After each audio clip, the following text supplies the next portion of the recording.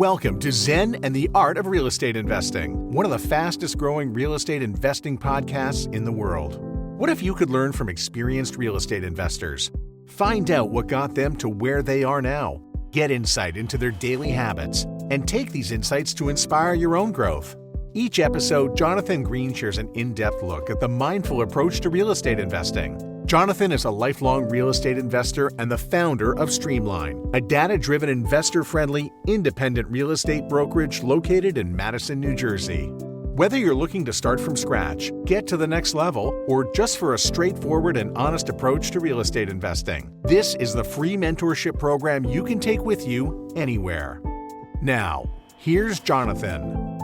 Welcome back to another episode of Zen and the Art of Real Estate Investing. My guest today is Joe Downs, and we're talking self-storage. Imagine an investment that not only provides stable, recurring income, but also positions you in a growing, recession-resistant industry. That's the power of self-storage, and I talk about it all now with Joe. Let's go.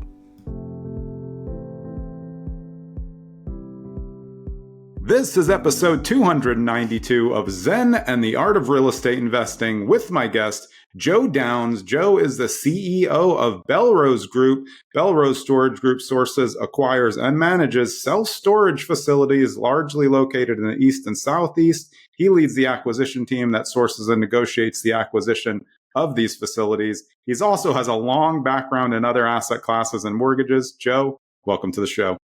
Jonathan, so nice to be here. Thanks for having me. Yeah, I'm excited to talk to you. And I always like the background of people because it plays in. But even though you've been through all different asset classes and a lot in the mortgage business, why storage? You know, when we have storage shows, we always talk about this, but it's different for everybody. Why has storage become your forefront product?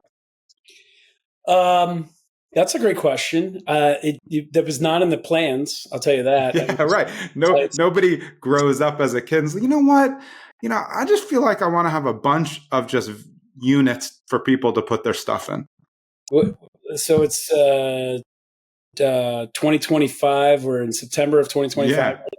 Yeah. I want to say 7 years ago would be September of. Then I knew. 8 years ago, I didn't even know what self-storage was. Yeah. I mean, I guess if you had asked me what is self-storage, I probably would have said something stupid like, I don't know, those garage-looking places with orange and green and red doors or something would have been my answer. Never rented it. Still, I've never rented self-storage. Yeah. I have a house with an attic, a basement, and a garage. I'm going to be 52 in a couple of days, so I'm Gen X. I would feel like a hoarder if I needed self-storage. Yeah. If you're listening and you rent self-storage, I'm not talking to you. Yeah, no offense. Yeah, I used it for like art and stuff that I couldn't necessarily fit at all times, but it was always an annoyance. I just wished I built a unit on my house somewhere for storage. No, for sure. And I say that kind of jokingly and in jest. Yeah. I've never myself had a need for it. I say that with a pod sitting in my driveway because we're doing a renovation to our house. So yeah, I mean, I've rented it. I just haven't gone to a facility. Yeah. How did you go from not even knowing what it is? I mean, and it's funny though that you said that because I grew up with a dad who was a real estate investor. We drove by self-storage. He never talked about storage as an asset, but he did talk about a lot of asset classes. So I kind of knew it was a real estate related investment, but I can see a lot of people, even in the business, just driving by, not really thinking of it as a real estate asset because it looks like a business from the outside, which it is, which is why it's so cool because it's on top of real estate. And to that point, and I'll tell you how I got into it. It was while I was in the distressed debt business, but before I was in that business, I was in commercial real estate doing syndications. I was raising money for 1031 exchanges for office, multifamily. I did a little bit of hotel and a distressed debt fund. And I would go to conferences after conferences. We were in Vegas so many times. I don't even like going to Vegas anymore. Yeah, I'm not a fan. No one was ever there from the self-storage industry at any commercial real estate conference I was ever at. Wow. Now, maybe Scott Myers, which is who ultimately got me into self-storage, maybe he was at an alternative investment conference that I was speaking at as with my distressed debt hat on. But if he was, I didn't pay attention to him there either because I knew nothing about it. So it's interesting. I came from commercial real estate and was at conferences with every asset class in commercial real estate you can think of except for self-storage. Yeah, I mean, now that I think of it, until Paul Moore's Bigger Pockets book came out, that was maybe like, I don't know, 6 or 7 years ago. I just saw it, but I didn't really, there was no internet, hoopla about it. No. But now there's, in my opinion, there's probably too much. I know from reading the notes you sent, you might agree. Good operators are good at it, but did inexperienced operators get into self-storage like they did in short-term rentals and multifamily? For sure. And we were looking ourselves in the mirror for a little bit there, wondering if we were one of them, How did I get into it? So I've had a distressed debt business now where we buy charged off second mortgages, residential second mortgages. And we've been, so it's 15 years now. And but there was a lull in that business when the CFPB was created. Mm-hmm. It put these regulations on banks where the banks that were our sellers looked at us and said, "It's not worth it to sell these for what?" Because we buy at deep discounts, and it's not even worth it because if you do this, so for 3 years we couldn't buy anything. Oh, okay, yeah. So now we're looking like, what are we going to do? And I've already had to reinvent myself a few times now over the years. But I'm in real estate and I love real estate and I'm staying in real estate. And so I have an open mind. And one day I get an email. It turns out from Scott Myers, and the subject line got me to open the email. The subject line was real estate with no tenants, toilets, and trash. Now, mind you, what I'm doing when I get this email is I'm buying houses on Hubzu to flip. To make 30, 40 grand a house here and there. So you had to beat all the ghost bidders, that are in there. Oh, wow, that's funny. That didn't hit the buyer premium again. I mean, I'm a cowboy arranging hard money loans because there's investors here, and I know the paper business because I'm in it. Yeah, and I know real estate, so I kind of figure out how to do hard money lending, and I'm matching up borrowers with, or I'm doing whatever because I've no income again. Yeah. Right. So I'm just trying to figure it out. I get this email and it's real estate with no tenants, toilets, and trash. I'm like, I'll open that email. So I open the email and, reading. And there was one line in particular that grabbed my attention because the subject line is BS. We have tenants. I mean, you need tenants. And sometimes they leave trash. There is no toilets though. But so there's usually one. Not always, but you're right. You're one. It's in the office. So there was one line in the body of the email that to me said it all. And this is, call it 2016, 2017, somewhere in there. The line said 80% of all mom and pop, or 80% of all storage facilities are owned by mom and pop owners. I went, whoa. Because I already admitted I know nothing about the business. Yeah. But if you had asked me who owns the majority of self-storage, I would have said, I don't even know if I could have named them. Probably could have named public. But I would have said, well, it's got to be the places with the colorful doors, right? The red, green, and the orange. I would have said they own 80%. It was the other way. And when I read that, knowing the business I was in, which is as niche as it gets, right? Yeah. Distressed second mortgages, residential second mortgages. I mean, everybody I know told me not to go into that business, right? People who should have known better told us not to go into that business. So that's as niche as it gets. Yeah.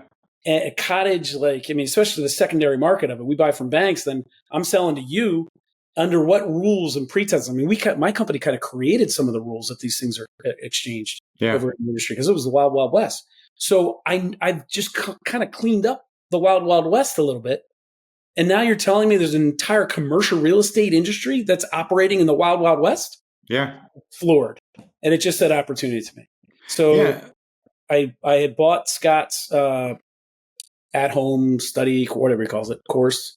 And the more I read, the more excited I got. And then he has academies people go to. I will admit, I was not ready to spend money to fly to wherever his academy was. Yeah. But within the year, he moves it around. He came to Philadelphia. And I was like, well, it's here. That's telling me something. It doesn't cost me anything but time. So it's interesting though, because now I feel like there's so many younger people who are new to the business who are really getting like pulled in by gurus. But this is not that. And this is you as someone with a lot of experience who reads an email and is like, I think this might be legit. And it turned out to be extremely legit and led to a big career pivot. So it really does say something about what he was putting out there and then what you got from it, because I'm sure a lot of people didn't take action because that's just people in general. But what was it about it once you got into it, went to that in Philly where you were like, yeah, this is the next thing?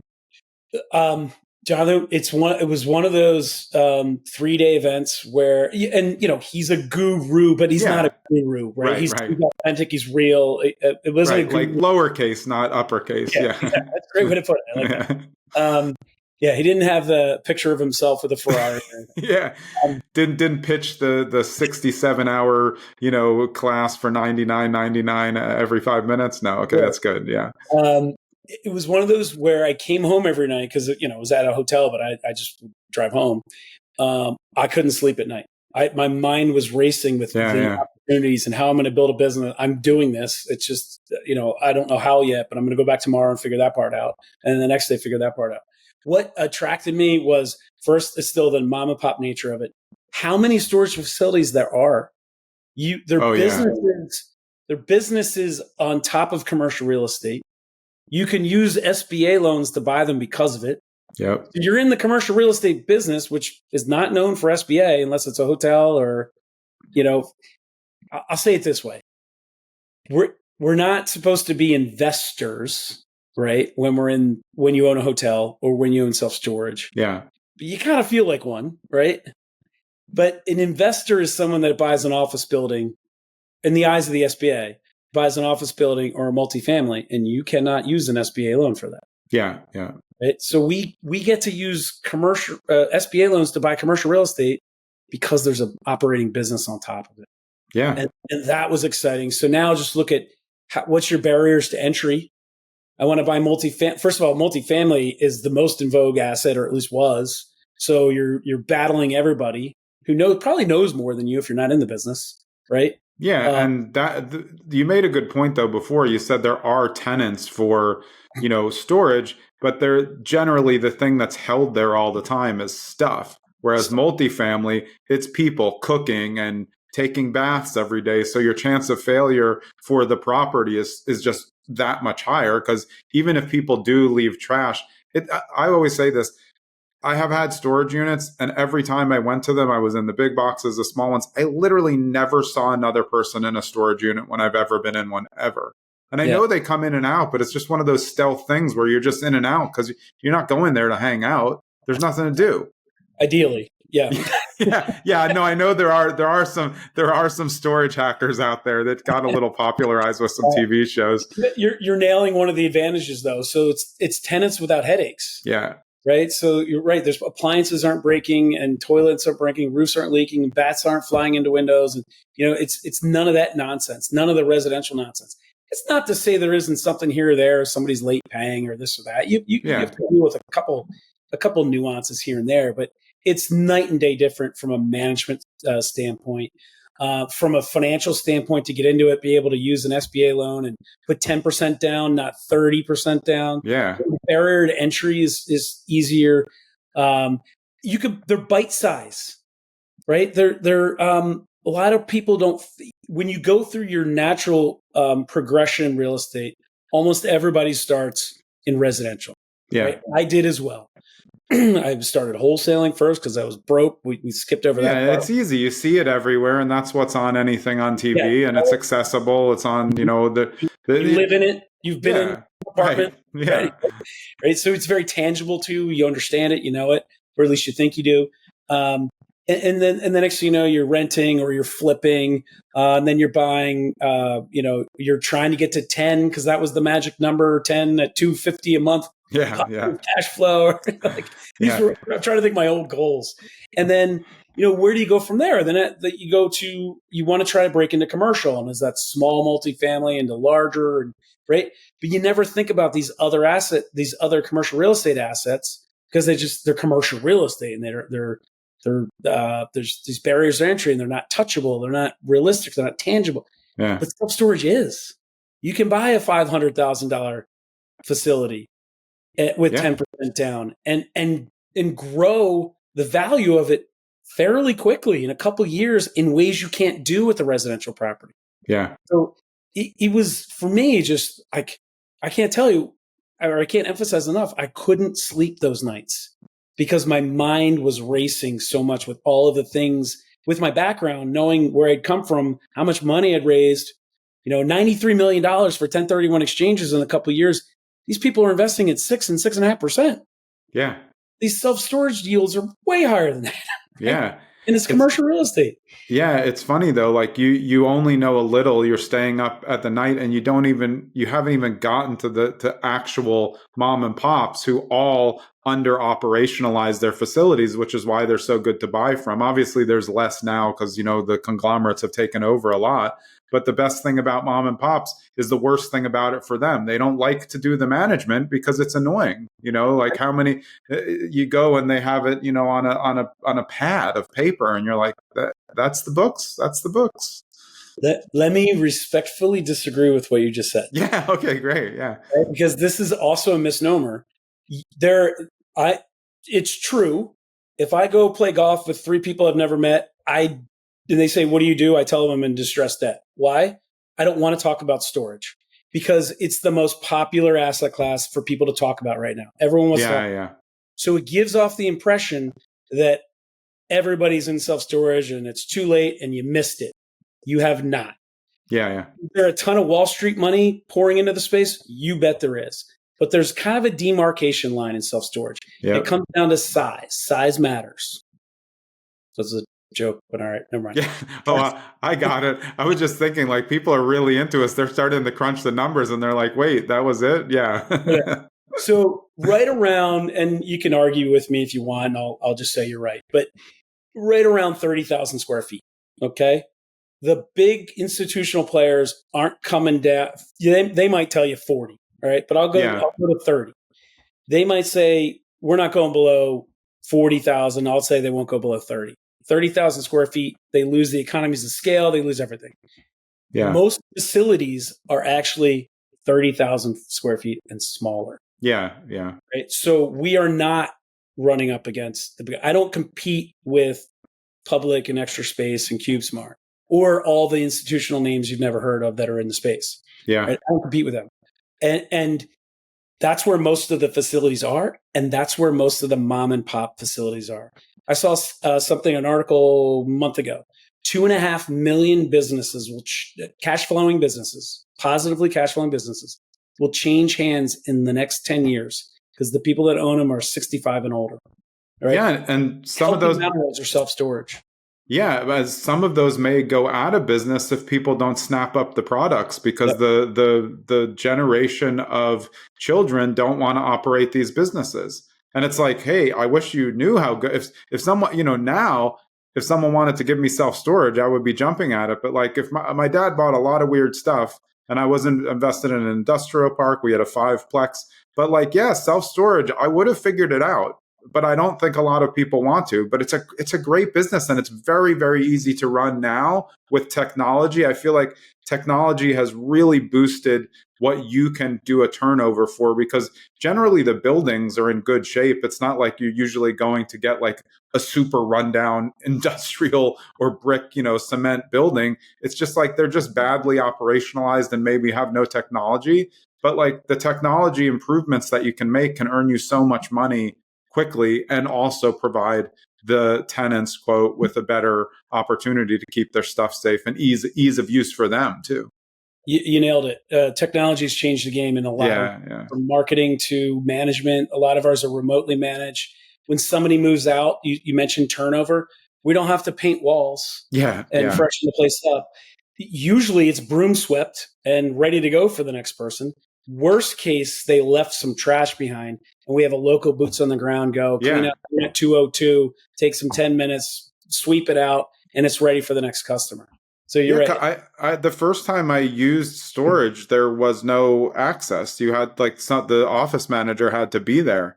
And then slowly, as I changed and moved around, I got a key card access, and then we got code. And I was like, wait, I can just go any 24/7. I can go. Yeah, you can go whenever you want and swap the stuff out. That makes the ability for people to use it so much better. And then I think that justifies the price, especially I know we'll talk about how you can upgrade on price, which is another reason storage is so good. But, you haven't needed it. I've only needed it for specialized items. But as homes become more expensive, people aren't going to be able to move. They haven't been moving for a while because they have the golden handcuffs. So they're looking at things as storage like, I don't know, what am I going to do? My kids are getting older. What am I going to do with their bikes? I don't know. Keep them. When you move their college room, they want to, create a knitting room after they kick them off to college. They got to put their stuff somewhere. So interesting you brought that up. So that you nailed that part, but there's a flip side to that. The younger generation is buying houses 8 to 10 years later than my generation. So what does that mean? They're living at home, they're living in apartments and co-living with others because of the lack of affordable homes. And the apartments they're living in, especially if they're newer, and every multifamily going up these days, they're all built smaller with less storage. Yeah. And the unique thing about that is the generation I'm talking about, boomer down to, not boomer, millennial down to Z, I think that's whatever. Yeah, I think so. They're buying homes later, right? Which I just said, but they're acquiring the same amount of stuff. So they have no place for the stuff. So they don't want to, even if they buy homes, they don't want to buy as, the proverbial McMansion. They're buying something smaller and living in a more meager home, but they're buying the same, if not more stuff than we are. Yeah. And it's easier to buy it because it gets delivered to your door. Exactly. Yeah. I mean, if we all just just putting my recycling out should just make me feel shame. It's like, because I just think of something and I order it. I think everybody does that because honestly, it makes my life easier. I don't want to create, a bigger problem, but like I have stuff to do. So when I think of something, I order it, it shows up the next day. I just can't complain about that. That's what I'm going to do. But yeah, is my basement full? Yeah, it's a little bit full with my, my kids' stuff too. Like when you're a parent, it's like, you have trouble parting with stuff. And it's not that we're all hoarders. It's just like, I'm not sure sometimes what to get rid of. And then a lot of times it's just, you don't have the time to go through everything because 20 years later, you've accumulated a lot of cool stuff, but you're not going to sit down and take a week to just go through it all. So pop it in a storage unit, keep it safe. For $100 a month or 100, whatever it is, $120. Yeah, it's a nice, safe, secure, clean, dry environment. And you don't have to worry about it. Yeah. Yeah, and I mean, cleaning them out, by the way, if it was time, it's never a good time. Yeah. Like trying to cancel a gym membership. You ever tried to do that?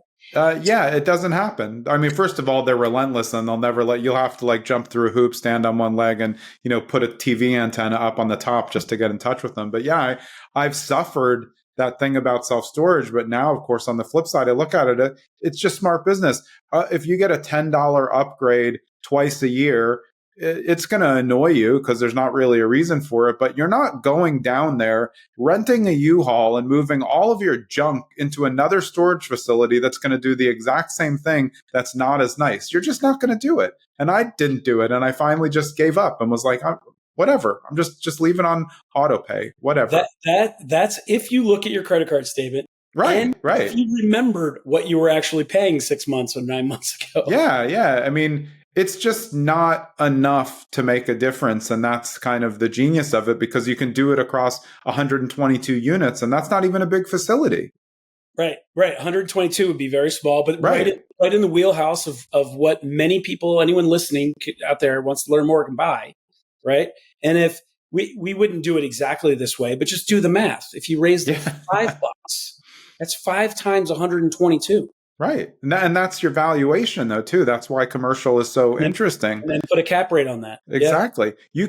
You can make so much on value. I mean, it's the same thing if you buy a 400-unit apartment complex and then you do upgrades on all the unit, the rent goes up $100 over 400 units. You probably raise $1.5 million. Hey, it's Jonathan. I hope you're enjoying this episode with Joe Downs. And if you want to get into self-storage with Bellrose, it's pretty simple. Go to Bellrose Group, but that's Bellrose, BELROSE, GRP.com. So bellrosegrp.com, you can have a look at the front page, see everything that's going on, the acquisitions, consult with them, and how they're building the future of self-storage. Let's get back to Joe.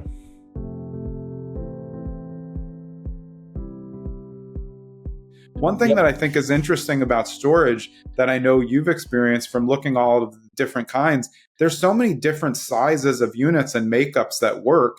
You know, in your rural areas, you may have big open doors where people can pull in tractors and stuff like that. But your city storage is a whole different thing. You have a lot more smaller units where people are just getting stuff in, maybe a little bit higher traffic content, but you can kind of, you know, mix and match what's best if you're building a facility or when you're looking to buy a facility. You have to figure out if that's the kind of the box numbers that work for that area, right? Yeah, we call it the unit mix. Yeah. And there's what we call the banker's mix. So the bankers like to see a certain amount of that. But the flaw there is you don't want the same unit mix in Manhattan as you have in rural Pennsylvania. Right. It's very different unit mixes. You know, 5x5s don't sell in rural Pennsylvania. That's where the 10x20s and the 20x20s. But in Manhattan, because they're putting like, you know, 20x20s bigger than your apartment. Right. That we're storing Christmas trees or, you know, holiday decorations or whatever. Yeah. Someone in New York City doesn't need to put a snowmobile in storage. I mean, I hope not, but you know, that's the difference though. There's different stuff that goes in, and then it kind of, and that also changes the way of the space and the access too. You know, there's still mom and pops that are good to take over that kind of don't have the upgraded technology, but work for a more rural area.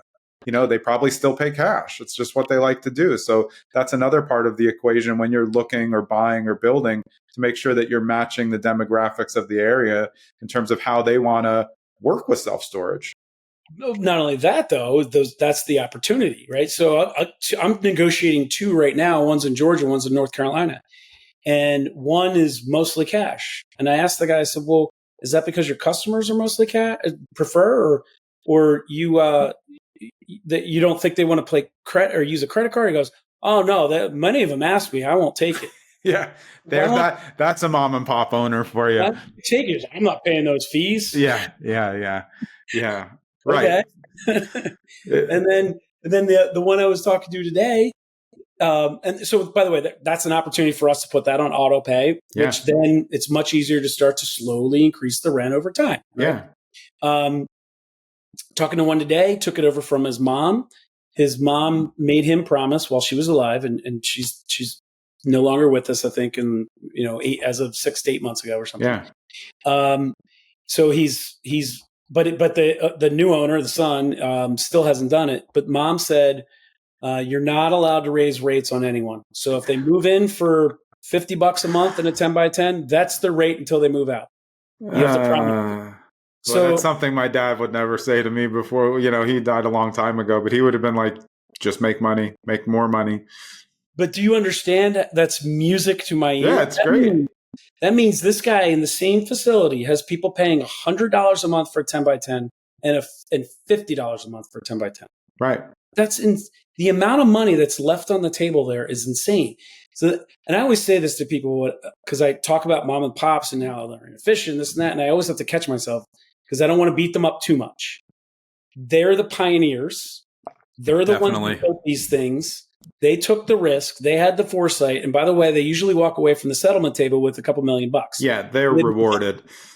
What they typically do, though, is they just didn't adjust to today's environment, right? So maybe they have a website, maybe they don't. Maybe they have ability to pay auto pay. Maybe they're using technology, maybe they don't.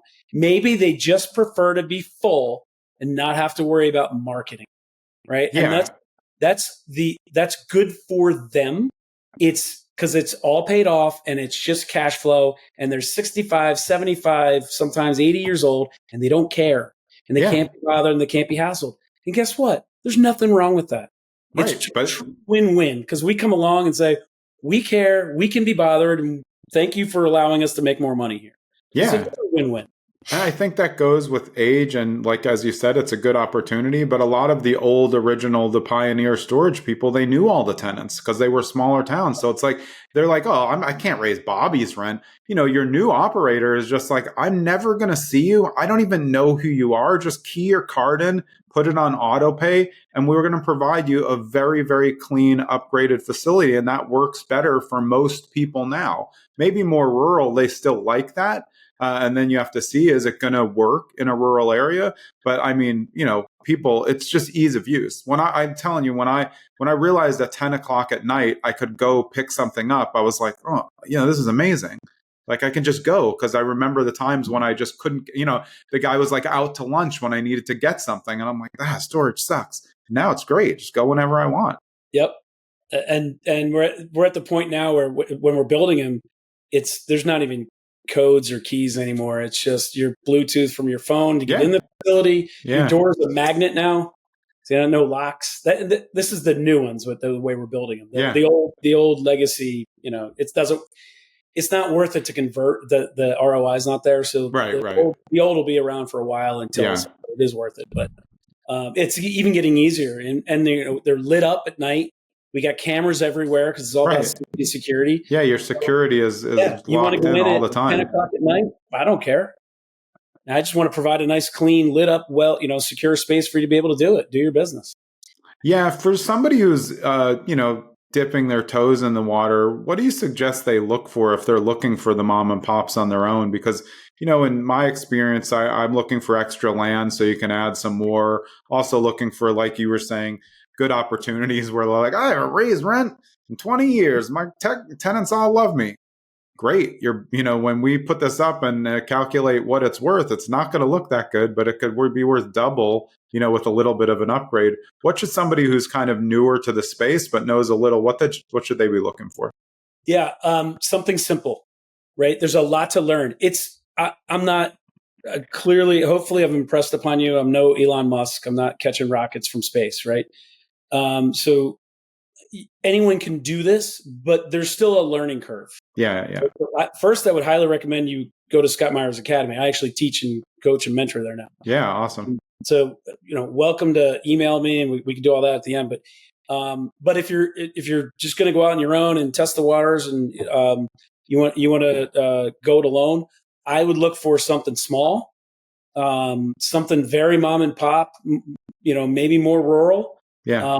And something that's where you can add some operational value. It's not, in multifamily, if there's still Formica countertops left, I don't know. I feel like that the last ones have to be granite by now, but you can I hope so.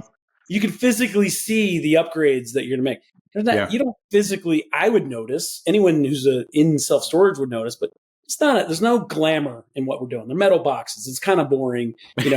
Nobody walks in and is like, wow, my gosh. Like, look at this soaring ceiling. I noticed you put up cameras and fenced it and bollards and fresh gravel and it was draining properly, right? The drive offs. Right.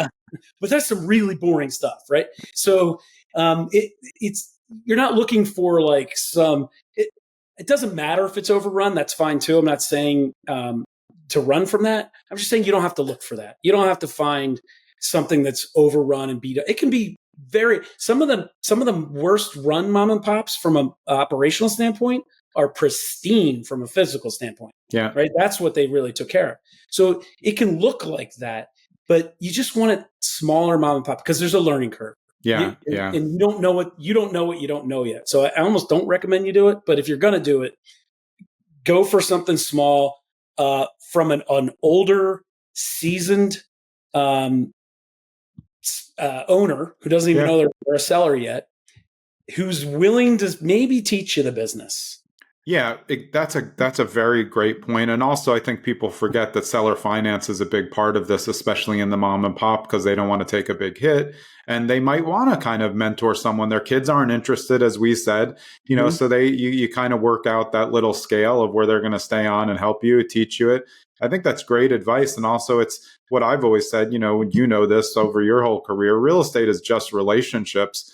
So when you're buying anything, so I mean, you've been in the distressed debt game, all of those is just relationships when you're trying to get distressed assets. Can you meet what they want? Do you have the qualifications to get it? Are you good enough with people to keep up with it? And mom and pop buying, especially in self-storage, it is a lot for a lot of them. It's kind of like their baby, that because they, as you said, they were pioneers of the industry. So you want to kind of come in with what I call like the caretaker attitude, like, yeah, teach me, I want to learn from you. And I think you will learn a lot. And then, I mean, some of these places don't even have websites. So even if it's like in good shape, you could put up a website and you could double your income in 6 months. I mean, it's a no-brainer.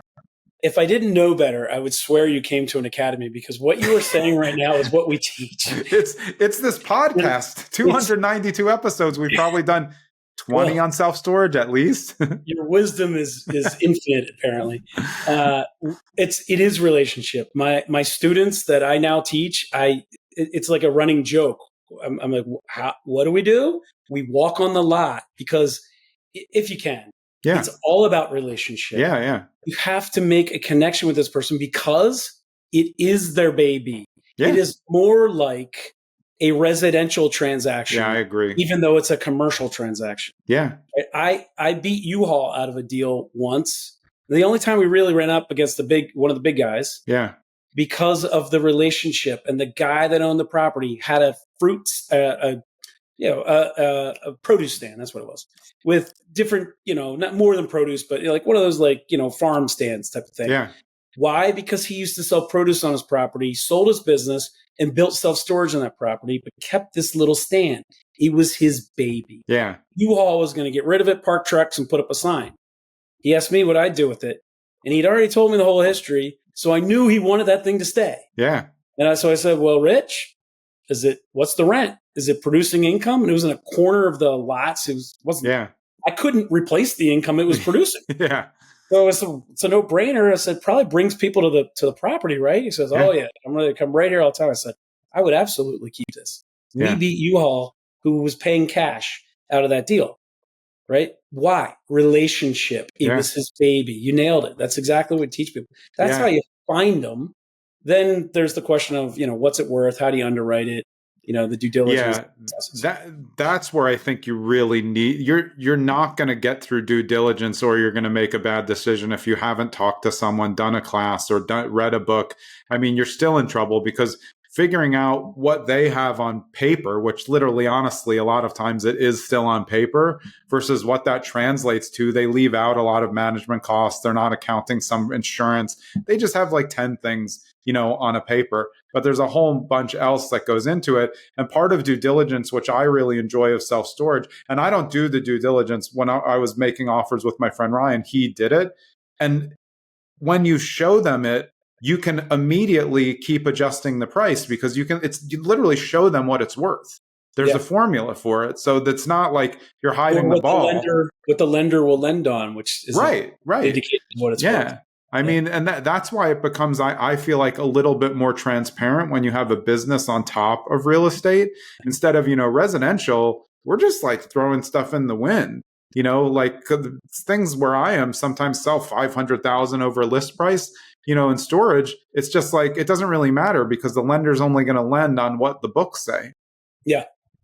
And going back to your expense analogy, which was again on point, I'm going to make this number up, but I'm probably pretty close. It just, the way you made the point, it made me think of this. Yeah. I'll bet you the average expense ratio of what we buy is probably 20%, right? Because they operate it for less. Sometimes they live next door. Right. They operated for less than we can, even though we're improving the operation from a technology standpoint. And we might even be getting rid of an employee if there was one there. Yeah, exactly. But what they aren't doing is spending money on marketing and website. We actually increase the expenses almost all the time. Yeah. So if you don't have that in your pro forma when you're making your offer, you're overpaying for that facility. And we've partially made that mistake when we were newer by forgetting this expense, or not or undervaluing an expense, right? So you can overpay for something, or offer more than you really should, or can get away with negotiating. if you don't acknowledge all of your expenses, even if you're going to operate it more like the way they did. Yeah. Because if you're going to sell it someday, you have to keep your buyer in mind. They're probably going to operate it closer to 35%, not 25% expense ratio. But your best target for buying from, they've owned it a long time. It's not like they're butting up against debt. Most of them own it like, free and clear. It's not even an issue. They can avoid, they're not interested in capital gains. So you have seller finance options. There's just so many things available. And I like what you said before. People assume that they just think of it as like, wow, that seems like really hard. And these people want to flip a house. I mean, if you're comparing operating self-storage to flipping a house, self-storage is basically like elementary school and flipping is like, 12th grade. It's not even close because the business is already running. I have done both. I've done a lot. I'm here to tell you, I would much rather like 100-1 continue buying self-storage than another house in my life. It's funny though. We're close in age. I'm 54. And it's like, as I get older, I keep thinking to myself, oh man, all these years I played in so much residential. I did own some commercial assets, but it's like, man, I just like commercial better. And the older I get, the more I'm keep kicking myself. But I'm like, stop looking at residential unless you have a plan. Just commercial just seems better to me. Of course, I don't want to buy an office complex right now, but I like operating businesses on top of real estate. Yeah. And I'll tell you what I tell people too. And this, I continue to evolve and grow, and I'm sure just like you, what self-storage has done for me. And I tell Scott this, and I stand on stage and I tell people this, like, self-storage is what brought you here to this room today and to this little community. But it's all the derivatives of self-storage, which are going to keep you. And you're not going to know which one is the one that just really floated your boat, right? Yeah. We own self-storage, boat and RV storage. Yeah, I love boat and RV. Storage facility where we valet park cars for the soldiers up at Fort Drum. Yeah. We are building a pro storage facility, which is more B2B, much bigger, 1,000 square foot units. Yeah. We can trucks and boats and RVs into them. I'm telling you how big the ceilings are. You could get really deep into niches like art and wine storage. I haven't gone there yet. IOS, industrial outdoor storage, one of my new favorite things. Yeah, we just released an episode on it. I was like, oh, like this niche out, this is interesting. This is what's so cool about real estate. You just ran off like 7 or 8 different storage options, where I believe that most listeners who haven't, listened to a ton of storage shows are just thinking it's the box that we thought of, like that you drove by and then I drove by, but there's not.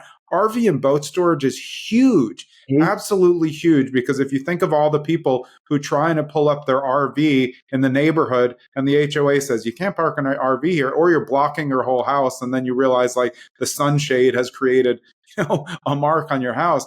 It's just, and no one wants to put a boat at their house, because where are you putting the boat? Unless you live on the water, then it's in the water. Yeah, and crazy stats on that industry. Yeah. Going back 20 years, average of 700,000 boats and RVs delivered to consumers every year. That's the average. That's just boat and RVs, not other trailered vehicles, right? Yeah. Not jet skis, not Polarises, not just boat and RVs, right? Boats and RVs, 700,000 a year. You know how many new parking spots are created every year for them? Oh, it's probably so pathetic, like 50,000, if even that. 30. Yeah. That's why you drive by, like, you go to Arizona, you drive by a residential neighborhood, you're like, wow, man, there's a lot of campers out here. It doesn't look good. Yeah. You want to put them away. I mean, the campers look pretty awesome now, RVs, but it blocks a lot and it doesn't make it feel like residential. Yep. It's just so neat. And back to the iOS, I mean, it's just, I wouldn't know about iOS if I wasn't in self-storage. And that's why I say self-storage is what brought us together. But you can go off on these little tangents because once you understand, especially if you come through our coaching course, once you understand how to evaluate these things, source and evaluate them, you can apply those principles to so many other things. I struggle to keep the shiny object. I have shiny object syndrome. I struggle to stay in my lane because I'm looking at RV parks and mobile home parks. I'm like, I can apply these same principles there. Yeah. Well, I tell everybody after I get off of every show, I'm like, man, land flipping sounds awesome. Why aren't I doing land? I'll get off this land. I mean, yeah, it's just, the thing is, you can branch out after you get good at something. But once you're good at it, you're so good at it, it's like, it's just you're printing money. Yep. But you're also able to recognize other opportunities that are just a little tangential to what you just became. Yeah. Well, I mean, you just ran off 7 different storage opportunities, and I think there's more out there. Even if we just go to data storage now with what we need and energy and all of these things, like it's a very emerging industry that's built off of, original, like as you were saying, going back to the pioneers thought. But another thing that I think is interesting, if I look at storage is one of the best things that you can do this kind of retail conversion with, because you don't need all the bathrooms. People are like, oh, what are you going to do with all the Toys R Us or all the, you can't turn those into residential. Office buildings don't turn into residential because of the electric and the plumbing. You need a lot more of it. But boy, you don't for storage. Are you hijacking my emails? I've directly gone into your brain, Joe. How is this? I love real estate. I mean, but talk about that, because I think it's so interesting. So I haven't used the Toys R Us name, but one of the models we're working on, and this is a no-brainer, we'll call them big box. I would say Kmart, Sears, right? Macy's, all the old big boxes. They went out of business, and they're just sitting there. What do they have? They're big boxes, tall ceilings, usually 100,000 square feet, and a ton of parking. Yeah, right. So we are looking for right now, actively looking for big boxes where we're checking out the demographics, the market, make sure we want to be there. Yeah, where let's take the box, 100,000 square feet. I'm looking at my supply index. You're in Morristown, New Jersey, right? You said? Yeah, so right next to it. Yeah, I got one in Morristown, New Jersey. How undersupplied is this market for storage? Does it need 20,000 square feet, 80,000 square feet? Where's the equilibrium? I'm going to take of my 100,000 square foot box, let's say it's 40. I'm going to make 40,000 square feet self-storage. Yeah. Some of it will be drive up from the outside. Some of it will be inside climate control. Nice little mix of both. Perfect. What am I going to do with the other 60,000 square feet with a huge ceiling? I'm going to make that pro storage. I'm going to now have 60,000 foot bays people drive right up to from the outside. So cut out holes and put doors. What about that big parking lot? Well, that certainly looks like I could park boat and RVs there if I put up canopies, right? Yeah. And if I make them solar canopies with solar panels on the top, I'm pretty sure the state of New Jersey is going to buy the power from me. Yeah. You get all the tax credits too. That's an entire model right there. Just to go in and fulfill a market where maybe it didn't make sense to go build 30 or 40,000 square feet because the rate's not there, the cost of construction's too much in New Jersey. But if I've already got a box and I'm starting on second base and I just have to fit it out, now I can make the math work and the rate is there. And by the way, I can take the rest of it and do something. And then the parking lot I can make, or iOS in the park, whatever the zoning allows for.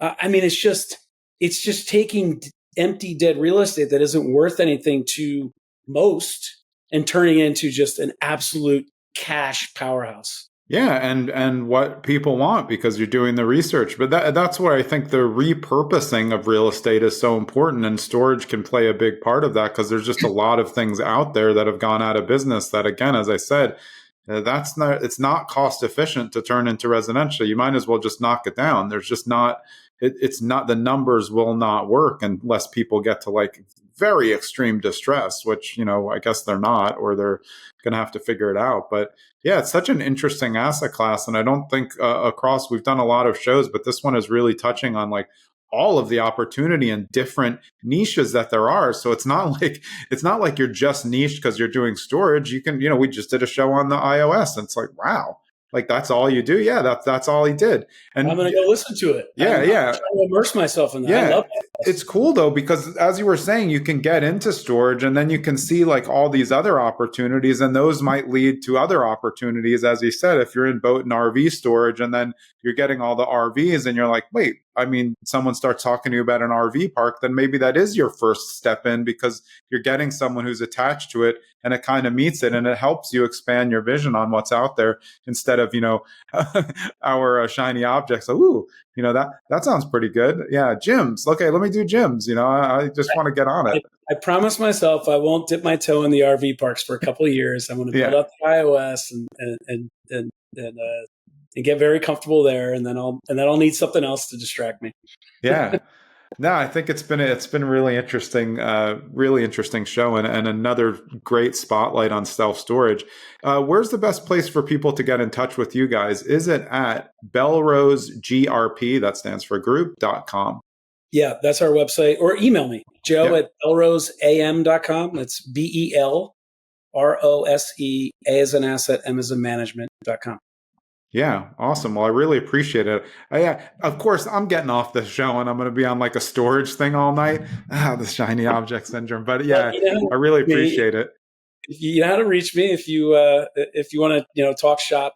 And that's funny. We're junkies. So like when we go to these academies, we're teaching at them.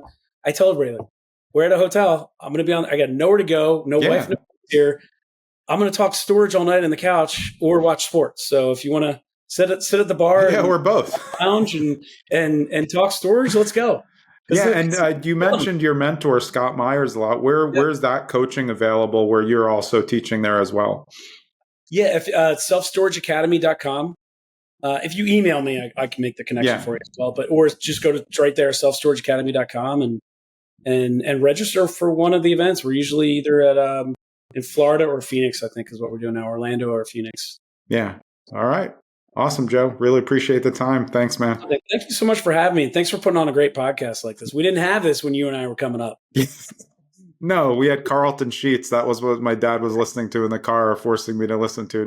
Now we're able to, have this conversation. And I always said what I think is so cool about podcasts is, someone's going to listen to this almost everyone that listens to it, we're not going to know. They can be in corners of the earth, the state, countries that we have no idea. And they could just get like a brief thing about storage from you, and it could start their journey like you getting that email from Scott did. And that's just incredible. And we may never find out about it. Yeah, and that's what I think is so neat about this. I commend you for doing it. Me too. I wish it was around 20 years ago. Well, then we wouldn't have had such a fun journey, right? Yeah, that's true. All right. I appreciate it. That was Joe Downs. He's the CEO of Bellrose Group. Again, you can find them at bellrosegrp.com. I'm Jonathan Greene. We'll see you next episode. Thanks for sticking around to the end so you can get a preview of who's coming up on the next episode of Zen and the Art of Real Estate Investing. Episode 293 brings Scott Lurie of F Street and the Hard Money Co. So we're talking alternative investment opportunities as well as hard money. We go through all of Scott's background, and you can hear it all next episode. See you then.